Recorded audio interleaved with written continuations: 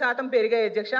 అంటే ఈ రాష్ట్ర ముఖ్యమంత్రి చంద్రబాబు నాయుడు గారి నీడలోనే మహిళలకు రక్షణ లేదా అధ్యక్ష? అలాగే ముఖ్యమంత్రి గారి సాక్షిగానే మహిళల్ని వేధిస్తున్నారు, హింసిస్తున్నారు, చంపేస్తున్నారు అధ్యక్ష. అదే జిల్లాలో గౌరవ మంత్రి గారైన లోకేష్ గారు కూడా ఉన్నారు అధ్యక్ష. అలాగే సాక్షాత్తు హోంమంత్రి గారు ఇన్ఛార్జిగా ఉన్న విజయనగరం జిల్లాలో కూడా మహిళల మీద నేరాలు పెరిగాయి అధ్యక్ష. అలాగే ఈ రాష్ట్రంలో గుంటూరు, సత్యసాయి, నెల్లూరు, విజయనగరం, కడప, అన్నమయ్య, పల్నాడు, పార్వతీపురం, మన్యం, తిరుపతి జిల్లాల్లో పెరుగుతున్నాయి అధ్యక్ష. మహిళలను వేధించే వాళ్ళను, పిల్లలను అత్యాచారం చేసే వాళ్ళకు అస్సలు భయం లేకుండా పోయింది అధ్యక్ష. నిజం చెప్పాలంటే వీటిలో ముఖ్యంగా అత్యధిక కారణం గంజాయి, డ్రగ్స్, వీటి మత్తులో చేస్తున్నారు అధ్యక్ష. మన హోంమంత్రి గారు అయితే ఏకంగా గంజాయి లేదని చెప్పేశారు అధ్యక్ష.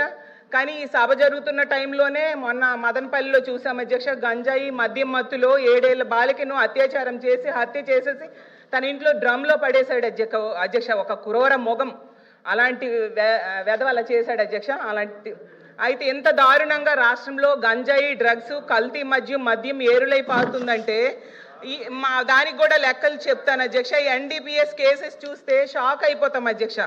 దాన్ని బట్టి అర్థమవుతుంది ఎంత దారుణంగా ఈ రాష్ట్రంలో పెరుగుతున్నాయి అనేది. శ్రీకాకుళం జిల్లాలో ఏకంగా 213% గ్రోత్ ఉంది అధ్యక్ష. నెల్లూరులో 121% గ్రోత్, కోనసీమలో 72%, ఇలా తీసుకుంటే 15 జిల్లాల్లో, తిరుపతిలో 1.3% గ్రోత్ ఉంది అధ్యక్ష. పవిత్ర పుణ్యక్షేత్రమైన తిరుపతిలో కూడా డ్రగ్స్, గంజాయి, అక్రమ మద్యం గ్రోత్ సాధించిందంటే రాష్ట్రం ఎటువైపు వెళ్తుందో అర్థం కాని పరిస్థితిలో ఉన్నాం అధ్యక్ష. ఎవరైనా ఆపదలో ఉంటే పోలీస్ కాల్ సెంటర్కి ఫోన్ చేస్తారు అధ్యక్ష. కానీ పోలీస్ కాల్ సెంటర్ 112లో స్పందించే టైం 26 నిమిషాలు ఉందని అధ్యక్ష.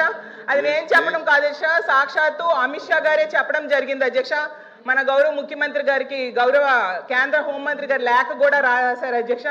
అసలు ఈ పోలీసులకి ఎందుకింత ఆడపిల్లలంటే నిర్లక్ష్యం, ఎందుకింత వివక్ష, ఎందుకింత చిన్న చూపు అని అడుగుతున్నాను అధ్యక్ష.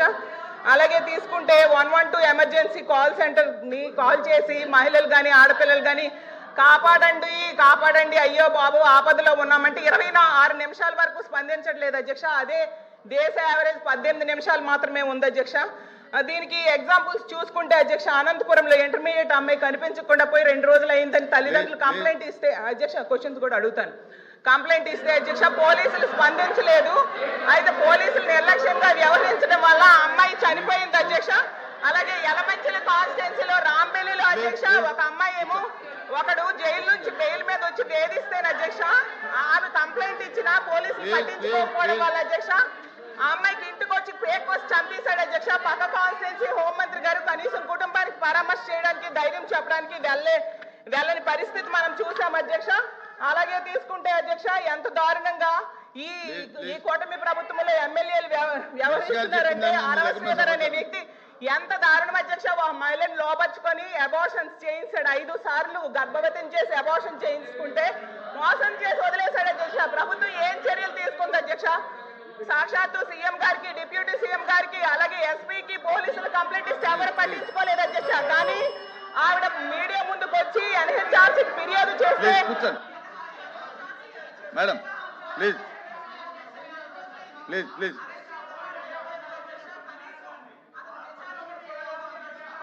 ప్లీజ్ ప్లీజ్ ప్లీజ్ ప్లీజ్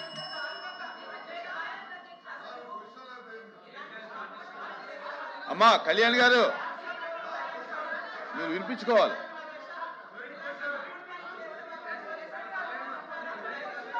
ఇలాంటి దుర్మార్గులు మహిళల మీద, చిన్నారుల మీద అత్యాచారాలు చేస్తున్నారు అధ్యక్ష. నేను ఒకటే అడుగుతున్నాను, ఈ హాస్టల్స్ లో అధ్యక్ష హాస్టల్స్ లో ఎంత మంది అఘాయిత్యాలకు అత్యాచారాలు గురవుతున్నారు అధ్యక్ష? హాస్టల్స్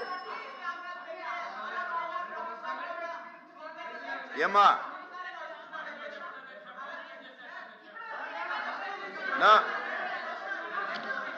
కళ్యాణ్ గారు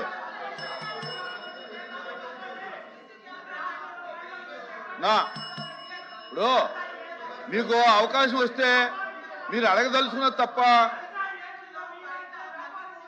విపరీతంగా దొరుకుతున్నాయి అధ్యక్ష. మత్తు పదార్థాలు వీటి నివారణకి ఏం చర్యలు ప్రభుత్వం తీసుకుందో చెప్పాలి అధ్యక్ష.